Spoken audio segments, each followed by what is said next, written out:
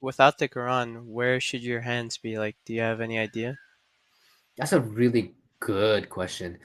Um, so technically speaking, it really, I mean, I won't say it doesn't matter because you don't want to put your hand in, your finger in your nose or something. Obviously not those kind of Yeah. like weird. You can do what not anyway. So the only two options that you normally have is either your hands are just if on your side of your waist, like on the side, Yeah. like your hands are there.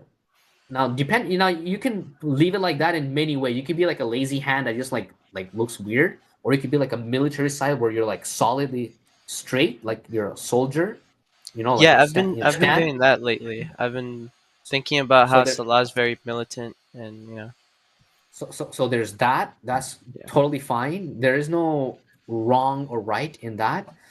If you start holding the book like I do, which I highly recommend because you have the verse that proves it here, so you should this is a evidence.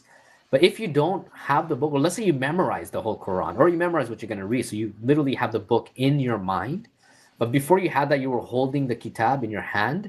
But let's say you like some days you don't want to hold the kitab, and you put it there, or you're in someone else's house, you don't have your Quran or something, right? You're doing salah outside or something. Yeah.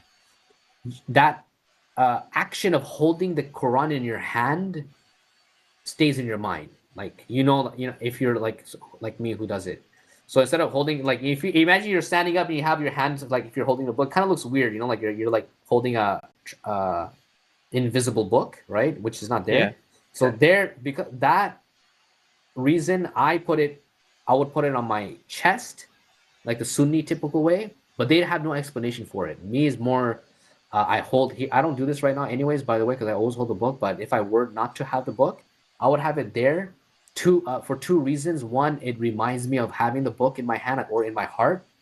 I would put it in my heart, but also I feel my heart when you consciously touch your heart, and you can feel the heart beat, right? You Yeah. want to concentrate everything with your heart. It's a very important secret or something. And when you have your hands down, you don't have that emotion or feeling. um you don't have that emotion or feeling, but you can with your hands down. But in the end, both is fine. There's no like you have to do what I just said, or the other. The only one that has more of a proof is this one. Okay, that you should have a book in your hand. But if you don't, you can do both And ways, have your when you hand say down or not. heart, you mean even when sitting, right? So Like, what not you kneeling. mean? That's what I meant. Kneeling. Yeah. You mean kneeling? Okay, so when you're on the kneeling and you don't, because again, I have the book in my hand. Yeah. Okay, so when I'm kneeling, you're in a kneeling position, so you're seeking forgiveness, you're repenting, you're in a sad position, right? You're in a position of asking for forgiveness, or even if you didn't commit a sin, you're still seeking forgiveness, and the fact that you're seeking forgiveness is a form of worship.